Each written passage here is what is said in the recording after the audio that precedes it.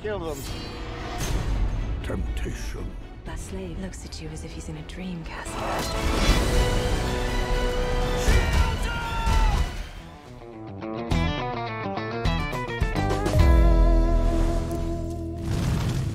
Halo guys, masih bareng Dava di sini dan film kali ini berlatar tempat di kota Pompei pada tahun 79 Masehi di zaman kekuasaan Romawi kuno.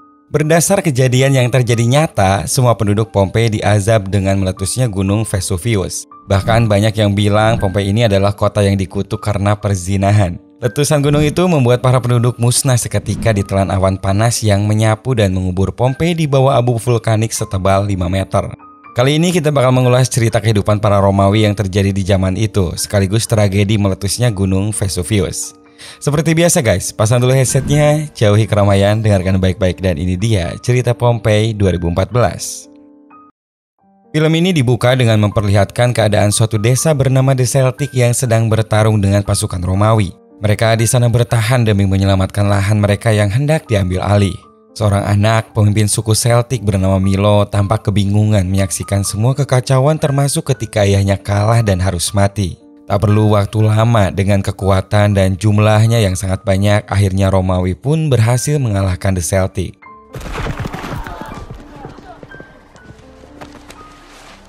Sebagai peringatan untuk desa-desa yang lainnya, Senator Corvus sebagai pemimpin pasukan langsung memerintahkan agar semua warga yang masih hidup dibunuh. Milo yang saat itu berpura-pura mati hanya bisa melihat dengan ketidakberdayaannya, melihat ibunya dipenggal dan menyaksikan kejamnya Romawi yang membunuh setiap saudara-saudaranya. Saat pagi hari ketika situasi sudah aman, Milo kecil keluar dari tumpukan mayat dan melihat orang-orang desa digantung di atas pohon sebagai peringatan karena tidak mau menuruti perintah dari Kaisar Romawi. Dalam kesendirian dan rasa takutnya, dia terus berlari walaupun tak tahu kemana ia harus pergi. Sampai pada akhirnya ia pun ditemukan dan dibawa oleh sekelompok pedagang budak. 17 tahun kemudian di Londonium, Britania, seorang bangsawan bernama Gracius dan belatornya terlihat sedang mencari petarung di sebuah ajang pertarungan gladiator lokal. Dalam pertarungan terakhir, keluarlah seorang gladiator muda yang dikenal dengan panggilan Celt. Dia ini adalah Milo yang kini sudah tumbuh dewasa, dan sejak ditemukan, Milo dilatih dan kini ia sudah menjadi kuat dan juga jago dalam pertarungan. Tak perlu waktu lama, bahkan dengan mudahnya ia menjatuhkan semua lawannya. Kelincahannya sekaligus kecepatannya dalam menyerang membuat semua penonton di sana menyoraki namanya, termasuk Gracius dan belatornya yang tertarik untuk membeli Celt. Setelah Gracius dan belatornya mendapat beberapa gladiator, mereka pun semuanya akhirnya digiring menuju kota Pompei. Di perjalanan saat hampir sampai, mereka berpapasan dengan kereta kuda milik seorang putri kerajaan Pompei yang baru pulang liburan dari Roma. Di sanalah awal mula Milo dan putri Cassia bertemu, karena secara tak sengaja kuda penarik kereta Cassia terjatuh saat melewati lubang besar. Milo yang memang berasal dari suku penunggang kuda merasa tak tega melihat kuda itu kesakitan hingga ia pun memutuskan untuk mengakhiri penderitaan kuda itu dengan cara mematahkan lehernya. Tak lama setelah kejadian itu, tibalah mereka di kota Pompei, sebuah kota yang berdiri tepat di depan gunung raksasa Vesuvius. Banyak ahli sejarah nih guys yang mengatakan kalau Pompei adalah Las Vegasnya Romawi pada saat itu. Setelah sampai di rumah, Putri Cassia pun langsung berlari menemui orang tuanya, Severus dan Aurelia. Cassia mengungkapkan rasa rindunya dan mengatakan kalau dia tidak terlalu betah saat berlibur di Roma.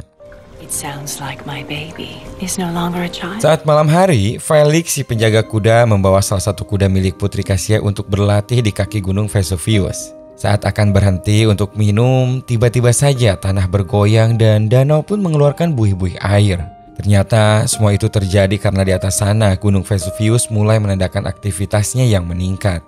Vires si kuda putih menjadi panik dan langsung berlari kembali. Sementara Felix sayangnya ia terperosok ke dalam tanah yang saat itu terbelah.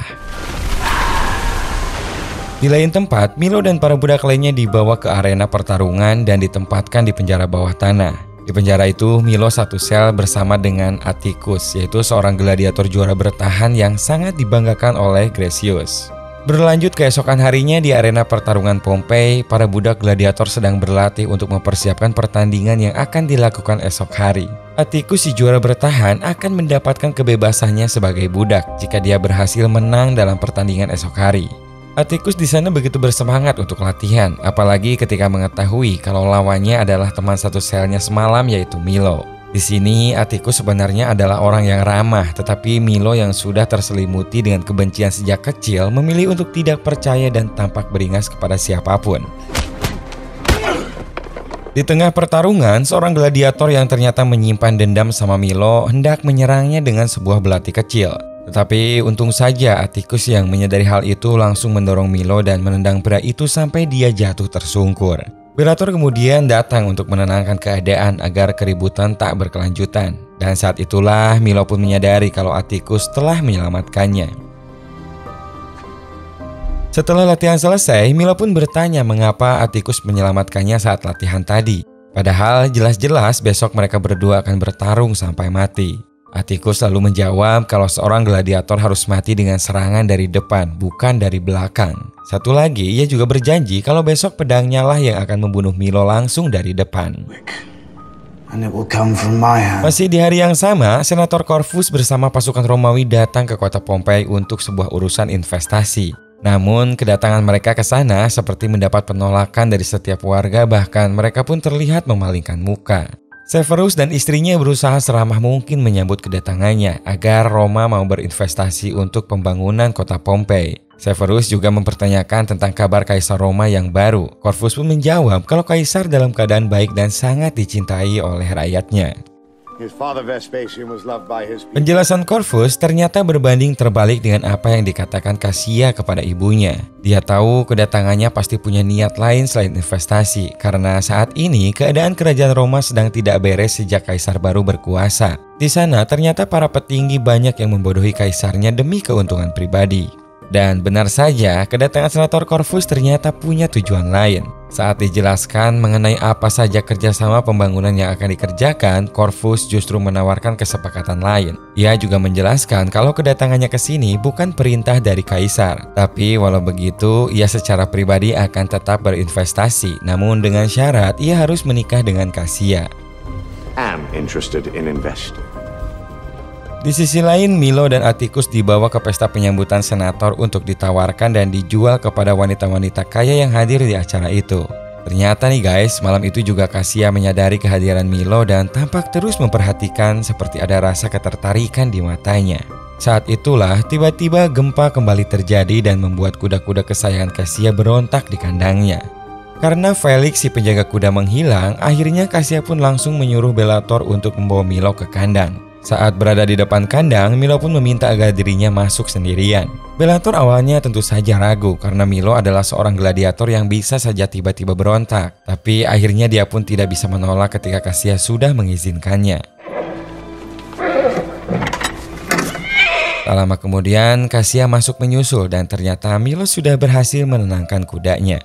Di dalam sana, mereka sempat berbincang dan Cassia menanyakan kenapa Milo bisa dengan mudah menenangkan kudanya. Milo pun menjawab karena ia berasal dari suku penunggang kuda, namun seluruh sukunya saat itu sudah tiada karena dibantai oleh Romawi. Pada awalnya, Milo pun mengira kalau Cassia adalah bagian dari mereka. Tapi Cassia pun menegaskan kalau dia bukanlah bagian dari mereka. Ini semua dikarenakan bentuk kerjasama ayahnya bersama Roma demi investasi pengembangan kota Pompei. Ketika mereka semakin larut dalam perbincangan, Senator Corvus datang dan langsung memerintahkan agar Milo segera turun dari kuda. Sebuah perbuatan yang lancang dan harus dihukum mati ketika seorang budak berani-beraninya menaiki kuda seorang putri Pompei. Milo sendiri tampak semakin emosi setelah sekian lama ia kembali melihat sosok seorang pembunuh keluarganya. Untung saja berkat pembelaan putri Cassia, akhirnya Milo pun hanya dihukum 15 cambukan. Setelah pelaksanaan hukuman itu, di sel tahanan Atticus membantu Milo membersihkan lukanya dengan minuman. Tetapi tiba-tiba saja gempa kembali datang yang diyakini sama Atticus sebagai pertanda dari dewa.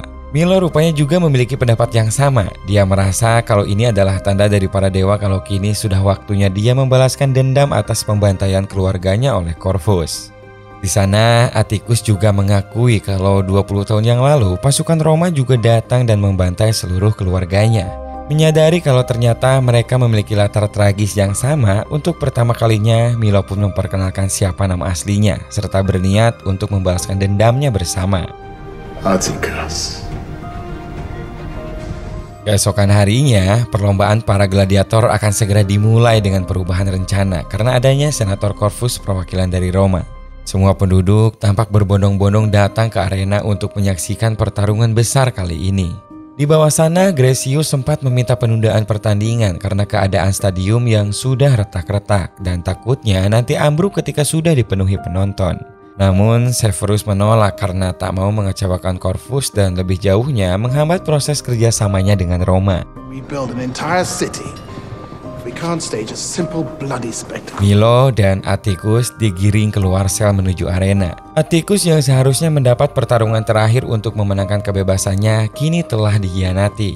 Tidak ada lagi pertarungan tunggal, tetapi pertarungan antara beberapa gladiator yang dirantai di sebuah tiang kayu melawan puluhan gladiator Roma. Milo menyebut kalau ini bukanlah sebuah pertarungan, melainkan sebuah pembantaian yang berencana.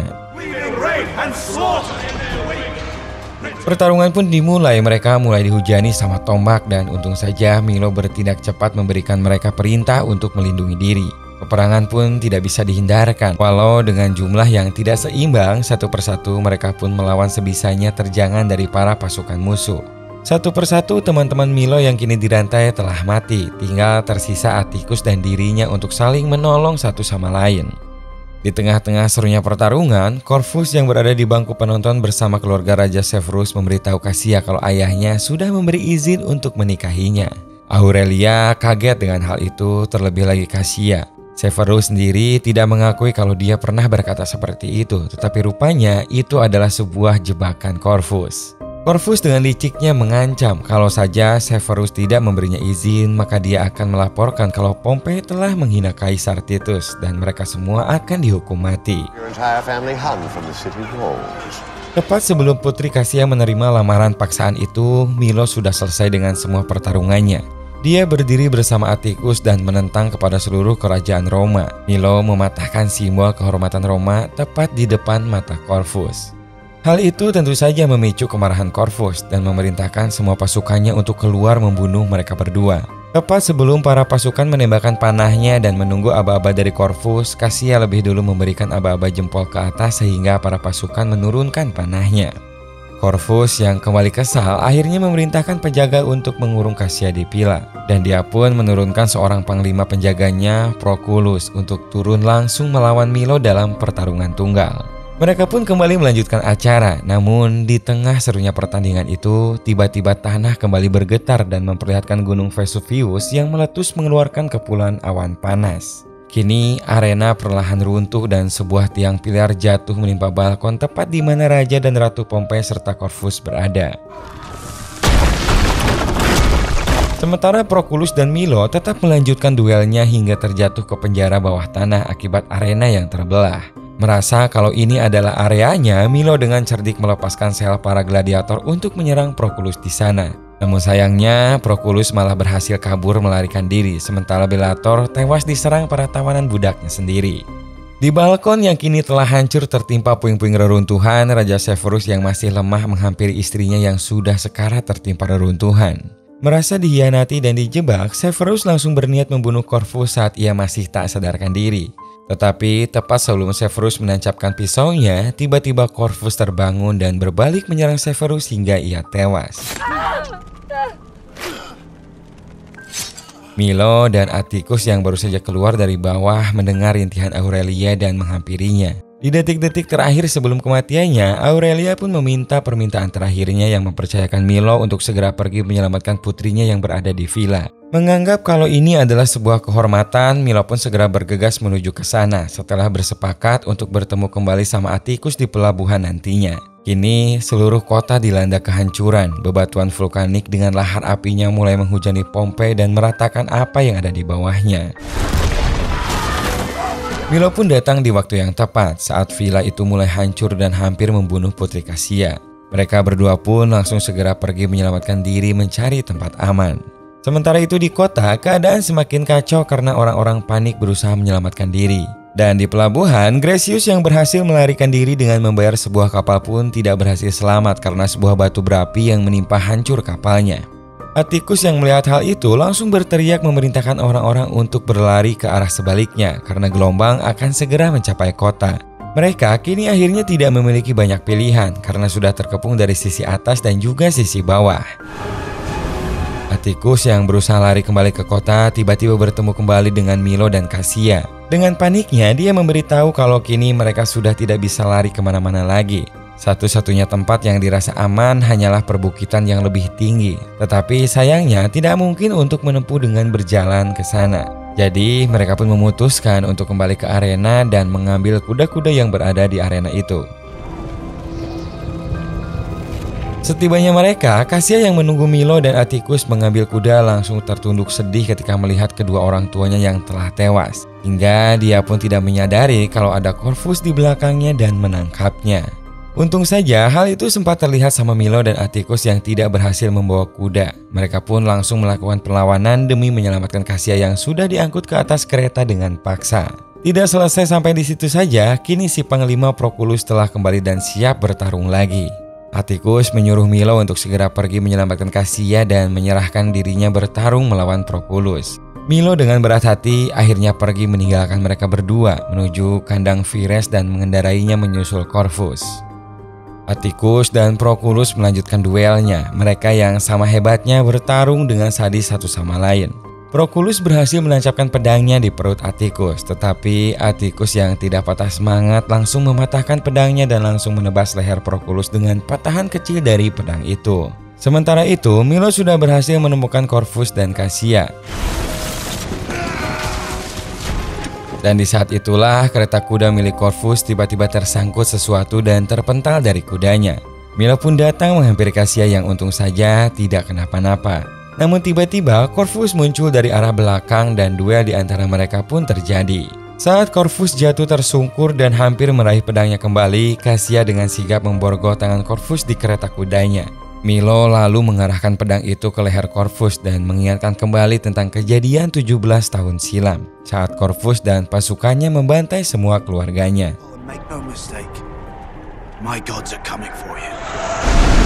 Milo pun tidak membunuh Corvus dengan tangannya langsung, melainkan membiarkan dia mati terkepung lahar dan awan panas dari gunung Vesuvius yang kembali menggelegar.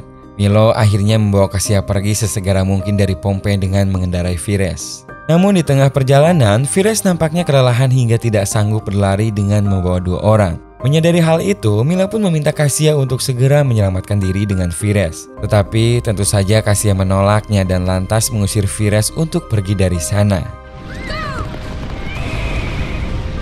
Mereka berdua akhirnya memutuskan untuk menghabiskan sisa waktu bersama dengan saling memandang satu sama lain.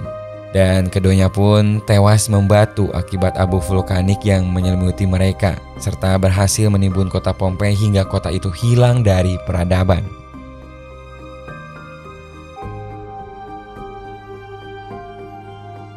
Dalam film ini dapat diambil pelajaran kalau keserakahan dan ketamakan tidak akan menghasilkan apa-apa. Corvus yang melakukan hal apapun demi mendapatkan apa yang dia inginkan malah mendapatkan tangan kosong serta kematian yang tragis. Alam pun tahu bagaimana harus membalas para orang-orang tamak seperti yang dilakukan Gunung Vesuvius hingga akhirnya berhasil menutup kota Pompei dan orang-orangnya dengan awan panas dan menutup peradabannya. Dan hal ini benar-benar sebuah kisah nyata yang terjadi di zaman kekuasaan Romawi kuno pada saat itu. Dan kota Pompei yang tertimbun akhirnya ditemukan setelah beribu-ribu tahun lamanya terkubur.